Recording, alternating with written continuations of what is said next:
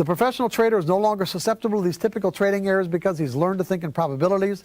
When you understand the relationship between how prices move and the mathematical formulas and price patterns that make up a trading methodology, quantifies that movement into tradable edges, then why you have to learn the skill of thinking in probabilities will become self-evident. In other words, when we get through the next section, the way you need to think, I want you guys to be at a point where it just becomes completely self-evident as to why you need to think in probabilities to make consistent money.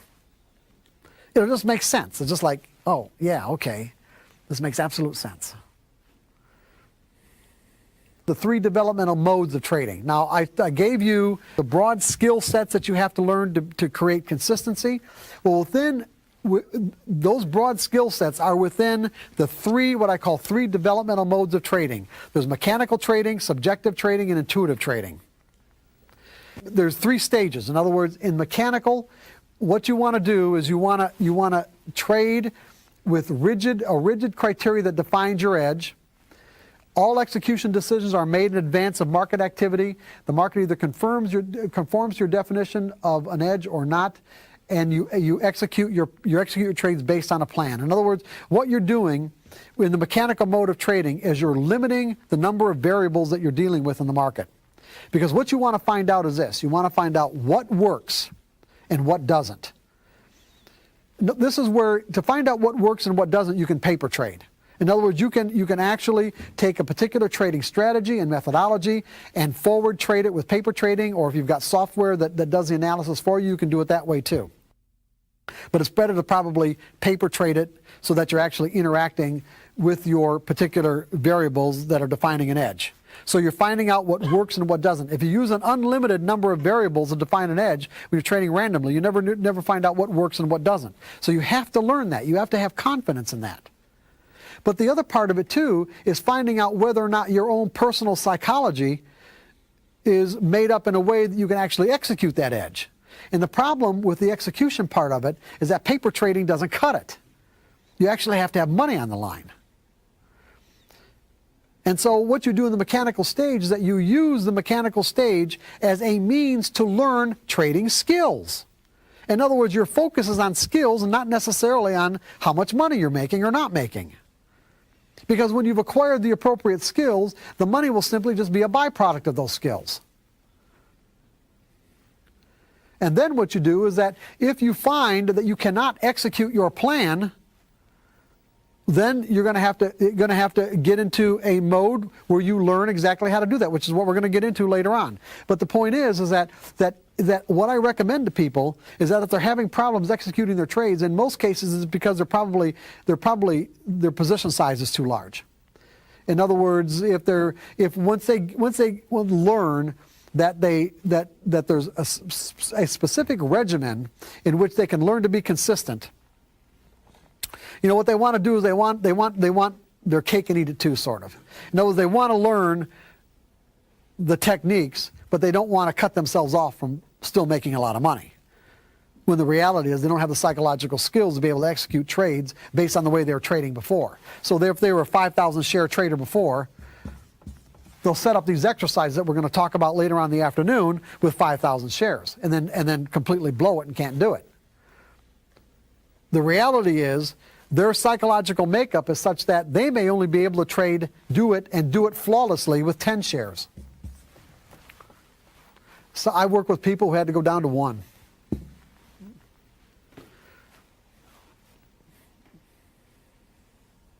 To be able to execute it flawlessly, they had to go down to 1 share. And then they work their way up. Then they go to 2, and then they go to 5, they go to 10. They just work their way up. I mean, is there anybody in this room who hasn't paper traded? And is there anybody in the room who hasn't experienced being able to execute your trades flawlessly on paper? But that when you try to execute your plan with real money, it doesn't work? See, the plan's working, you're not working. This is what mechanical trading is all about, okay? Mechanical trading is finding out just how big that gap is. You cannot take for granted that because you recognize an opportunity to enrich yourself in some way, that you have the skills to be able to take advantage of it appropriately. You can't take it for granted. And most everybody does.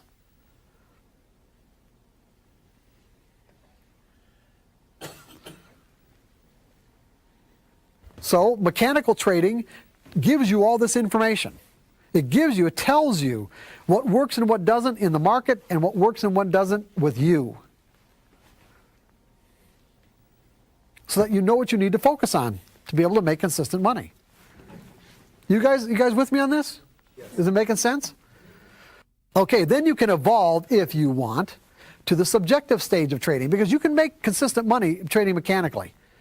Okay, but most people like to be able to use their rational thinking and process and try to figure things out. And the subjective stage of trading is simply, this is a broader, more flexible mode of trading where you use everything you've ever learned about the price movement to determine your edges. In other words, all the different patterns you've learned, all the different nuances of market behavior will determine, where you get in, how much profit you take, where you set your stops. You see, in the subjective mode of trading, if someone said to me, okay, I'm buying here and my stop is here, but the market's starting to come down to my stop, and I get out right here and I don't let myself get stopped out at my original spot. Truly, for someone who's evolved to the subjective mode of trading, that's all right. You can do that. Because you're not doing it out of fear, and you're not doing it out of the fact that you haven't accepted the risk. You're doing it because you recognize the pattern that the market is giving you is such that there's a high probability you are going to get stopped out, and so therefore you might as well just scratch your trade or get out with a little bit of a loss. It's not because you're afraid. There's a huge difference. You guys with me on this?